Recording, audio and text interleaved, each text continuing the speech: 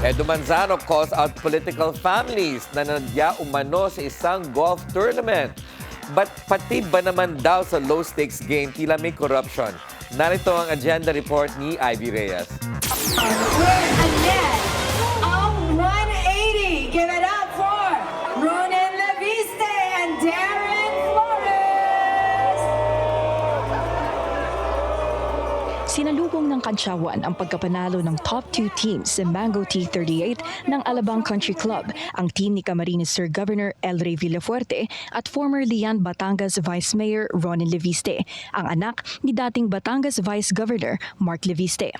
Naging usap-usapan ang scorecard ng dalawang team na may overall net scores 180 para sa first placers na sina Leviste at 175 ng second placers na sina Villafuerte. Kahapon, naglabas ng opisyal na pahayag ang Alabang Country Club at binawi ang awards ng dalawang team dahil sa sinasabi nitong highly unusual and statistically improbable scores na mga koponan.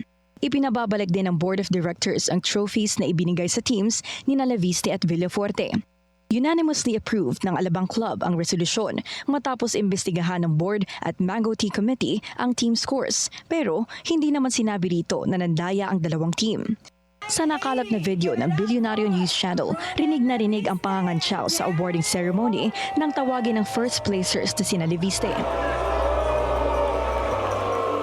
Hindi man nagbanggit ng pangalan, malaman ang mensaheng inilabas ng aktor na si Edo Manzano matapos pumutok ang issue. Anya, golf is self-policing at kapag may pandarayang nangyayari, malinaw daw ang mensahe nito. Mas pinahahalagahan ang manalo kaysa magpakatotoo. Dagdag niya, this is how corruption survives. Through small dishonest acts, people excuse because laro lang.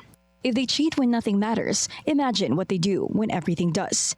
Sinubukan natin kunan ng pahayag sina former Vice Mayor Leviste at Governor Villafuerte pero hindi pa sila sumasagot sa ating mga mensahe. Para sa agenda, Ivy Reyes, Bilyonaryo News Channel.